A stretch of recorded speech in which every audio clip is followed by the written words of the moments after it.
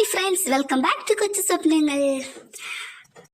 അപ്പം ഞാനിന്ന് ഇവിടെ വന്നിട്ടുള്ളത് ഞങ്ങളുടെ വീട്ടിലെ കുറച്ച് തേനീച്ചക്കൂടിനെ കുറിച്ചും തേനീച്ച കൃഷിയെക്കുറിച്ചൊക്കെ ഒന്ന് പരിചയപ്പെടുത്താനാണ്.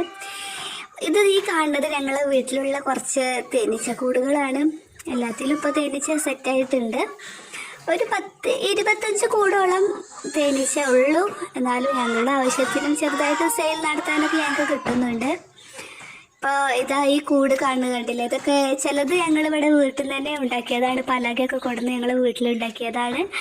പിന്നെ പൈപ്പിലും അങ്ങനെ ഓരോ തട്ടിക്കൂട്ട് കൂടുകളാണ്. എല്ലാം ഒന്നും പ്രൊഫഷണൽ ആയിട്ടുള്ള കൂടുകളൊന്നുമല്ല, ഒരുവിധമൊക്കെ ഞങ്ങൾ ഒപ്പിച്ച കൂടുകളുണ്ട്. പിന്നെ ഞങ്ങൾ തടി കൊടുന്ന് പലക കൊടുന്ന് ഞങ്ങൾ വീട്ടിൽ നിന്ന് തന്നെ ഉണ്ടാക്കിയ കൂടുകളാണ്. ചിലത് ഇതാക്കണേ മൺചട്ടിയിലൊക്കെ ഞങ്ങൾ വെച്ചിട്ടുണ്ട്. അപ്പോൾ അൽഹംദുലില്ലാ അതിലെല്ലാവരും ഇപ്പോൾ തേനീച്ച ഉണ്ട്. നല്ല ഉഷാറായിട്ട് തന്നെ ഇപ്പോൾ പോകുന്നുണ്ട്. ഇതിൽ ചിലതൊക്കെ ഞങ്ങൾ പുറത്തുനിന്ന് ഇപ്പോൾ വീട് പൊളിക്കുമ്പോൾ അവിടുന്ന് ഇവിടുന്നൊക്കെ കാണുമ്പോൾ ഞങ്ങൾ ശേഖരിച്ച് റാണിനെയൊക്കെ കിട്ടി അങ്ങനെ ഉണ്ടാക്കുന്നതാണ്. ചിലതൊക്കെ നമ്മളെ വീട്ടിൽ നിന്ന് തന്നെ നമ്മൾ കൂട് പിരിച്ചെടുത്ത് വേറെ ഒരു സെറ്റ് ഗ്രൂപ്പാക്കിക്കാണ്ട് മാറ്റുന്നതാണ്.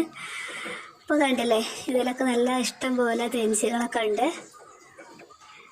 പിന്നെ ചില കൂടുകളൊക്കെ നല്ല പ്രത്യേക തരം കൂടുകളാണ്. ഇപ്പോൾ തൽക്കാലം ഒന്ന് ശരിയാവട്ടെ എന്ന് വിചാരിച്ച് വെച്ചിട്ടുള്ളതാണ്.